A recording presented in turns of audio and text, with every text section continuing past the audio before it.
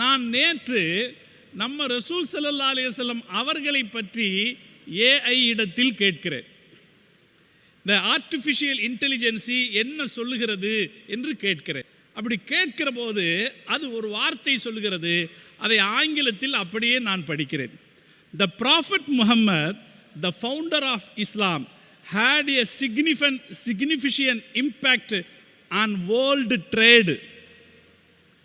முஹம்மது ஸல்லல்லாஹு அலைஹி வஸல்லம் அவர்கள் யார் என்று கேட்கிற போது அந்த கேள்விக்கு ஏஐ பல விளக்கங்களை சொல்லுகிறது. முஹம்மது யாரவர்?